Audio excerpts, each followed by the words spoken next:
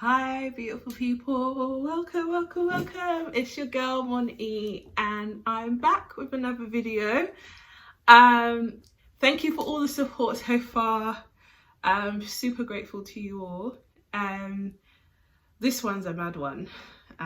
It's requiring me to like really dig deep for strength. I've kind of debated about whether to put this out there because it's something so sensitive, and yeah, it requires like a lot of vulnerability to be able to just bare your soul to like everybody. But I just feel like it's just important I speak on this. It's my truth. It's something that I'm still working through. I've come a long way from where I used to be, but yeah, it's a lot. It's a lot.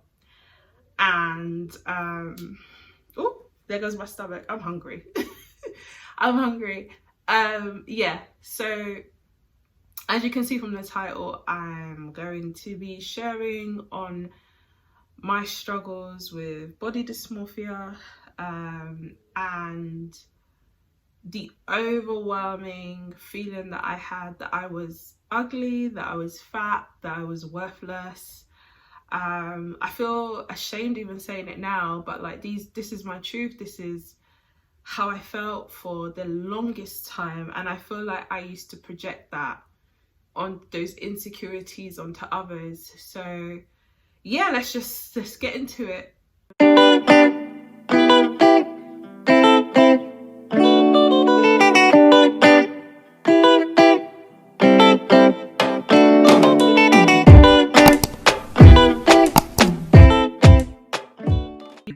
So I would say that this particularly started between the ages of like 17 to, I want to say like 25, 26.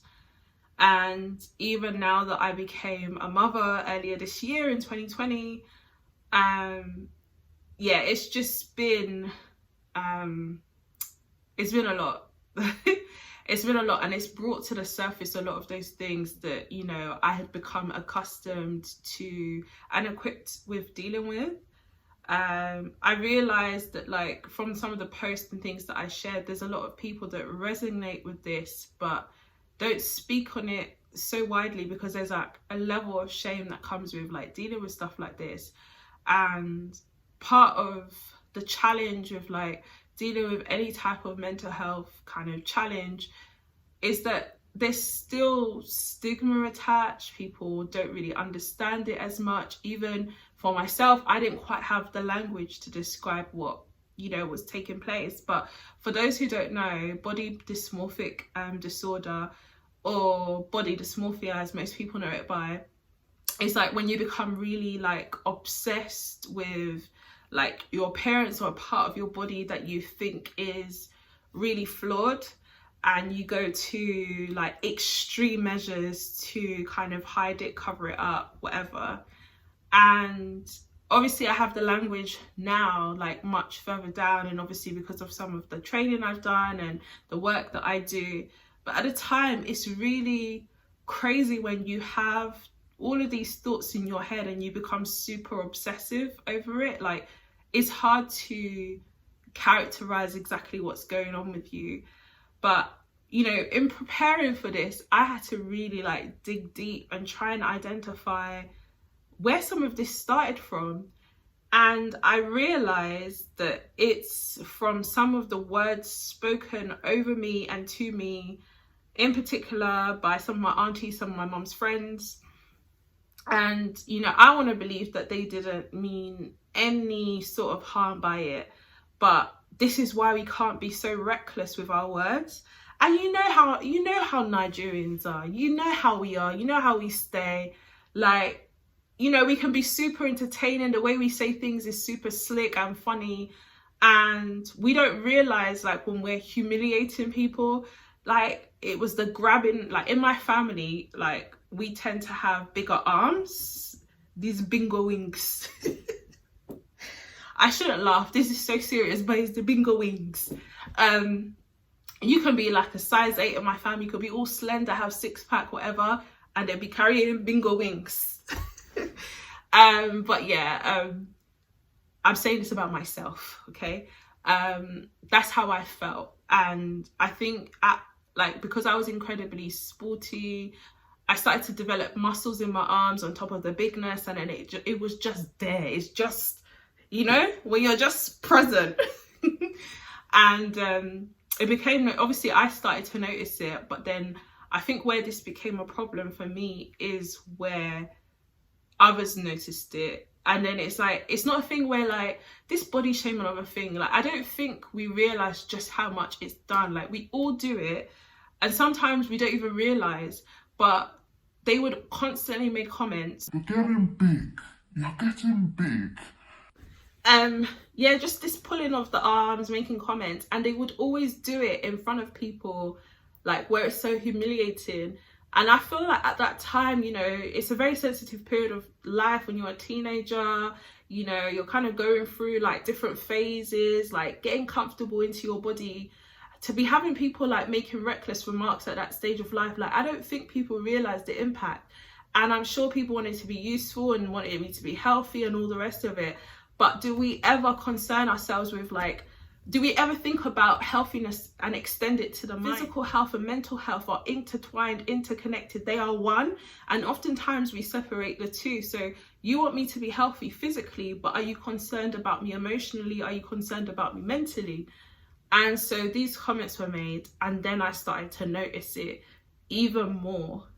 Because of these, I became super conscious of it. And before you know it, this progressed to a full-on obsession. And this is not just a regular body consciousness, like I'm talking about obsession. And I didn't realize what it was, because obviously I've put some pictures in and I'll put some more in. Like if you look at me then, like when I look at myself now, like now compared to how I was then, I was like, you thought you were big then. You thought you were big then. What is going on now? What is going on now? Like honestly, if I could even find a way back there, I would, physically, not mentally, because obviously for me, what I've had to do is work on what was going on internally and address it. And this is now the most comfortable I've ever been in my own skin. Hence why I feel ready to talk about this. I feel sexy, baby. I feel good. Yeah, it feels good to be able to say that. But obviously, there's still things that I put in place to ensure that that is a state of mind that I remain in, and that any bad days are checked very, very quickly before they escalate into something else, because I just don't want to be dealing with that again. But when I say obsession, I'm talking about things like exercise. Like I was doing every sport at one point and not eating. I would go morning to night without food, and I was exercising ridiculously. Sports was something I enjoyed, it was a passion, but you can't be doing all of that training and not eating food and not having a balanced, healthy diet. So one of the first signs that this was an issue was when I fainted in Walthamstow Market, okay? And for those of you who don't know where Walthamstow Market is, it's a market in London. I believe it's the longest market in Europe, or it has some sort of title, whatever, for being the longest. It has a good reputation for being the longest market. And I'd gone with my dad and brothers to buy a wedding gift for someone who was getting married. I still can't remember to this day. And this was a busy Saturday, so all the stalls are out, the fruit stalls, the this, the that, the clothing, whatever. And I distinctly remember, so Argos, for those of you who don't know what Argos is, go check them out. Like, you will know what Argos is. It's a department store where you can order like lots of different types of things. We had gone there, found a gift, and my dad wanted to compare it to another gift that we saw online in a jewelry store, which was kind of directly opposite. We went there and we eventually decided to go back to the first store.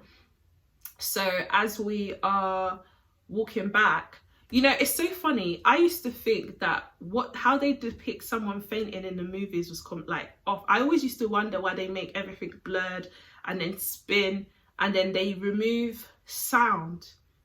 So I think it was even the sound that went first. Like, you can't hear, it sounds like you're underwater. So people are talking, everything is going on, but it's like everything is just twirling.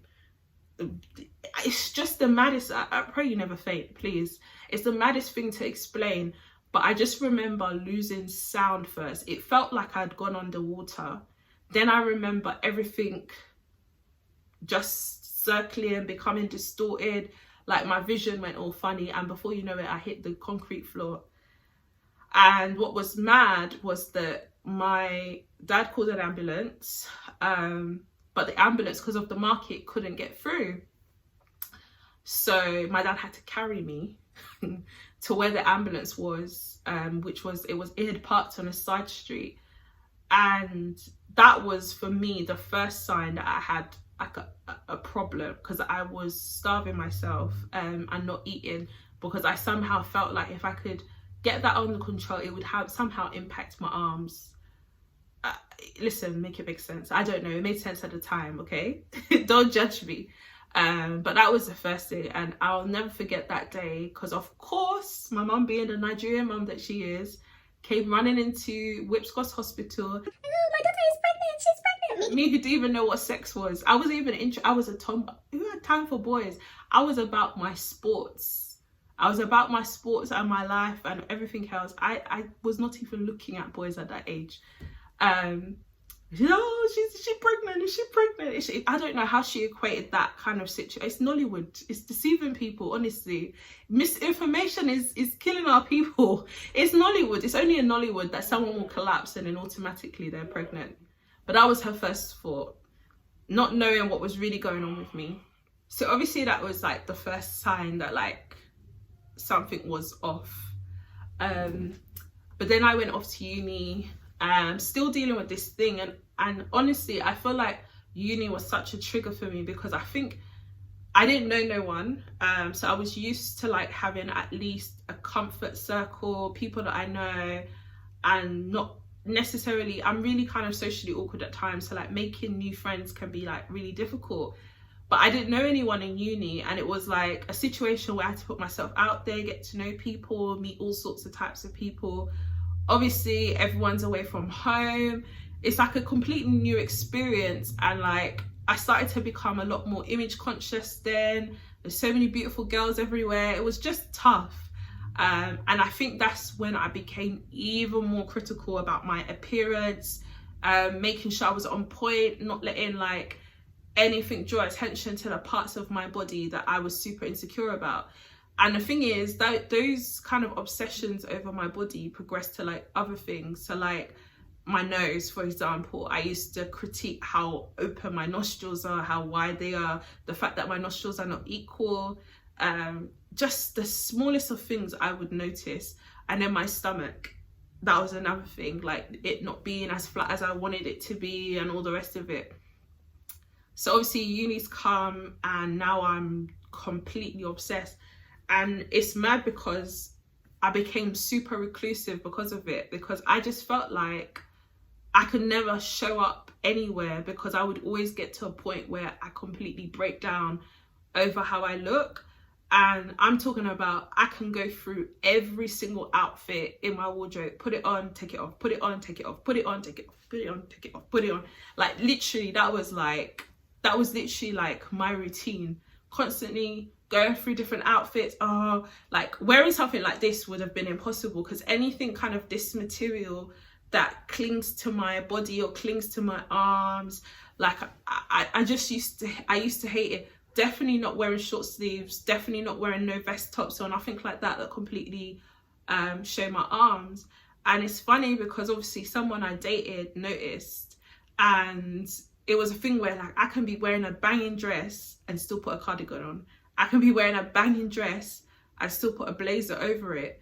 And I remember like maybe by like the 5th, 6th day, he was like, why don't you take it off? Like we'd gone to a restaurant or whatever. I still had my jacket on, still had everything layered up. And I was like, oh no, I just get cold. I just get cold easily. Complete lie.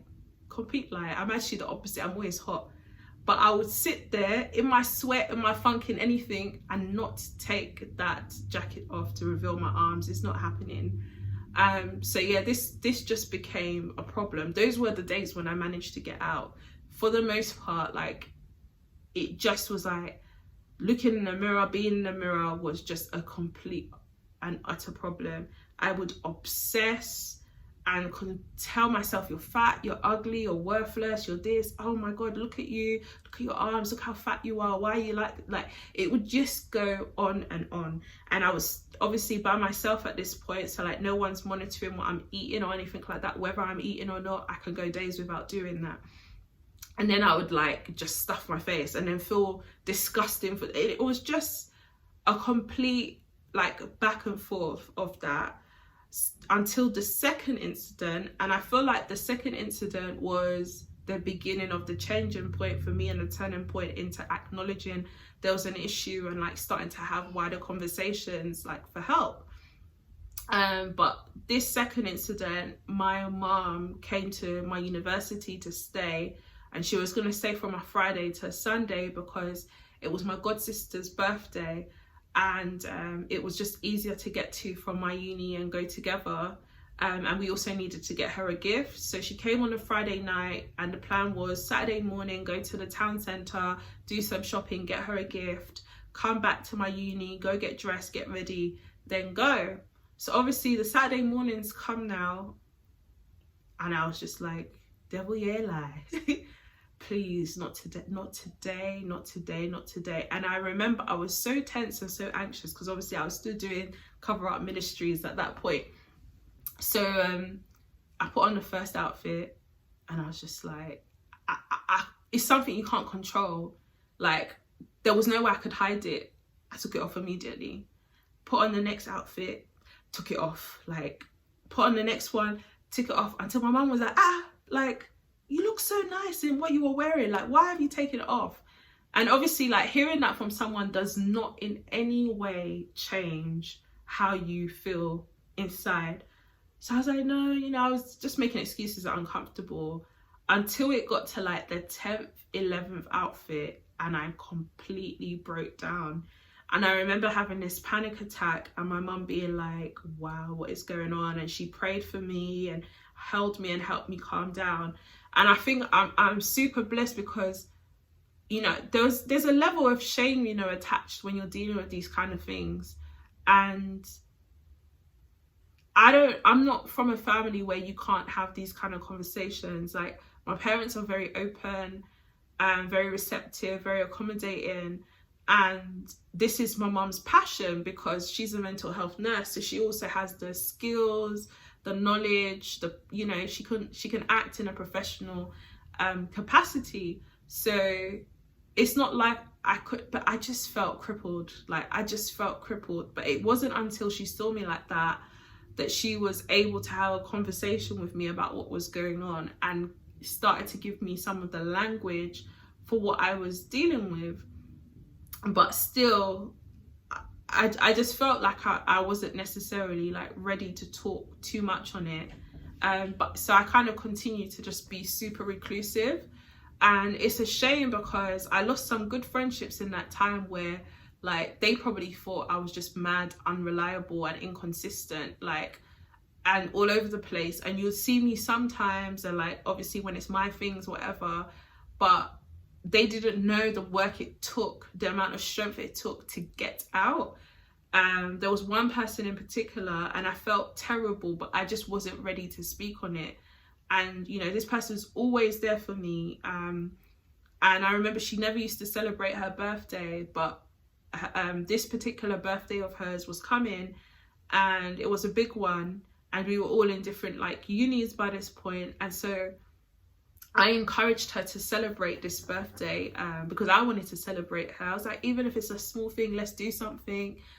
And I did this now, and guess who didn't go? Yep. And honestly, for the life of me, I tried everything, but I just ended up breaking down and not going. And it was just those thoughts of worthlessness, being fat, being ugly, just constantly going around in my head. And after trying on God knows how many outfits, I ended up not going. So yeah, this thing just continued, and I think it got to like maybe my second year, and I ended up speaking to the person I was seeing about it, because he noticed there were some times when we were supposed to meet up at church and I wouldn't turn up and stuff. So then he would come and see everything from my wardrobe. He would come to my place, see everything from my wardrobe out on the floor. So eventually I just had to explain like what was going on. And, you know, he gave me some tips and some suggestions. Then I spoke to someone who was leading a youth group, a Christian youth group I was part of. And fortunately, she has an education background and has seen this a lot in schools. So she was also super useful. I would say that if you're struggling with something like this, definitely seek medical or professional help. At the time, I just had a lot of hang-ups and was very mistrusting of medical professionals, didn't want to end up on medication, just had all these things in my head. So I didn't feel comfortable speaking to a medical professional. But she was very helpful because she had a lot of experience dealing with this. And I was so surprised because obviously these things are like super isolating. So you feel shame, you feel very alone in what you're going through. And I was like, wow, there's actually people that deal with this. But some of the coping mechanisms we put in place, and also like there was 1 or 2 trusted people I told as well, just so that they could keep me accountable and like help me through this.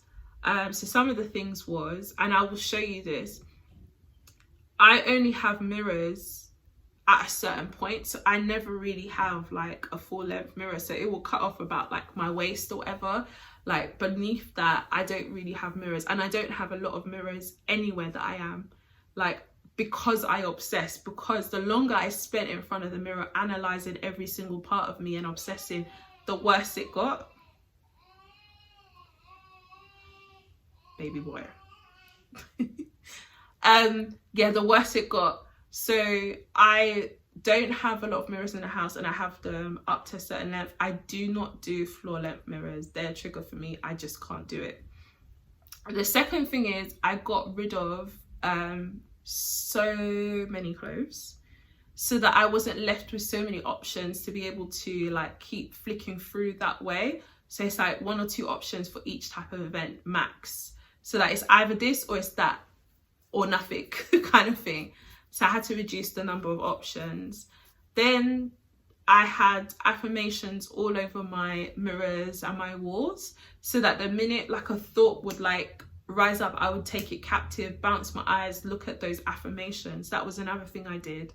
Then started to set alarms or just make myself accountable to people in terms of like what I was eating. So like sending pictures and stuff like that to like show that I was eating. That was another thing that I had to start doing, because it got really bad.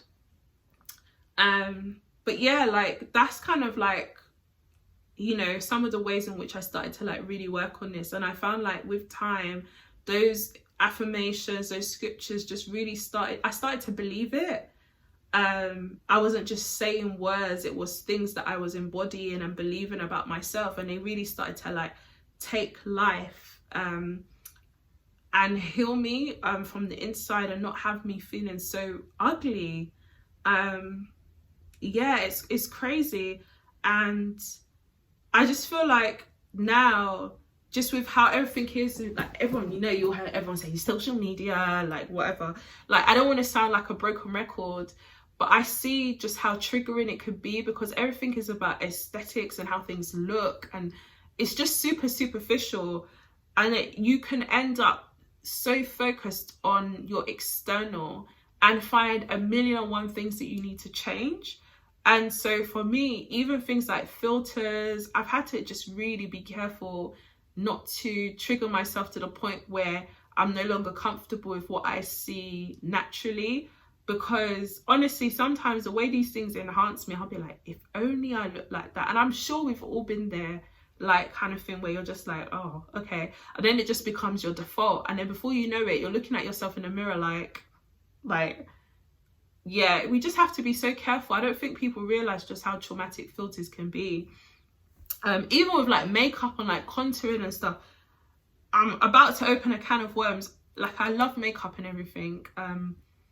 Not like that though. You'll see that I hardly wear it, but there's a reason for that. It's like, I make a point of, if I ever get it professionally done, or like I'm a bridesmaid or something like that, I make a point of being clear about like contouring. Like, this is my nose, like I've accepted it. It is what it is. It's beautiful and everything like that. I don't want you making my nose all pointed or making it seem like it's not. Like, I can't have that, because when I look at the pictures and I see that, it's like, oh, I start to hate and loathe like what really is there, what is natural.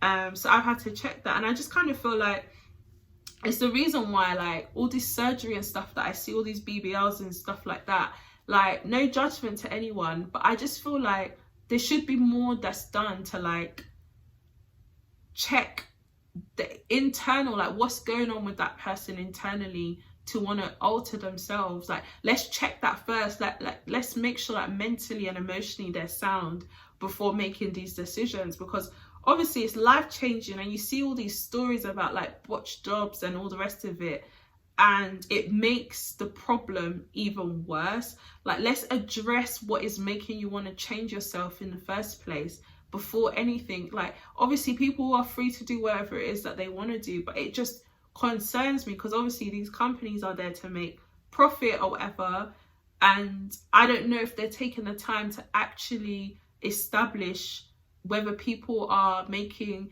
informed and emotionally and mentally sound decisions that's not gonna change the rest of their life. Like, it's worrying. It's actually worrying. And then the other thing is, and I think this has been a recent experience becoming a recent mum, honestly, I thank God that I was able to do the work that's needed, because boy oh boy did my body go through changes. And even now, like nearly 10 months later, I'm still 25 pounds heavier. And it's something I'm very mindful of, but I try my hardest not to obsess over, and to just change my perspective, change how I talk, change the language I use in terms of like what I've gone through, because obviously it's a blessing, and I try and focus on the fact that I've been able to birth life. Like, but obviously you see the people snapping back, the snapback queens, and honestly, bless them. Like, you're so fortunate, you're so blessed. Like, I wish, but the reality is that that's not many of us, and it's okay. And it's okay if it takes time, and it's okay if it doesn't come up. Like, love you, still do you. Like, I don't know where we've got to a point where we're constantly trolling, constantly like body shaming, commenting on people's appearance. Like, it just needs to stop. Men do it, women do it. Like, we've all been guilty of like making comments, even to those that are not, like, we focus so much on even those who are bigger. Like, people who are extremely slim get it too. Like, I just feel like we need to learn to mind our business, and if we don't have anything kind to say, just keep our mouths shut. It's so important, because it's like, it's affecting people, and not everybody is going to snap back. There are those who after 3 weeks look like they didn't even give birth. They have their abs, they have everything intact. But there's people like me who, it's just taken time. It's taken time. It's taken work. It's taken a lot of effort. And if you're not careful, you get lost, and you start to really like despise the process, despise something that is supposed to be such a blessing. So that's my story time on like my struggles with like body dysmorphia and just feeling ugly and worthless. Like, if you're brave enough, I would love to hear from you. If you know anyone who is battling or struggling with this, please do share. I would love to hear from you in the comments. Until next time, hopefully I can do more of these pillow talks. Yeah, do share and take care of yourself. Bye everybody.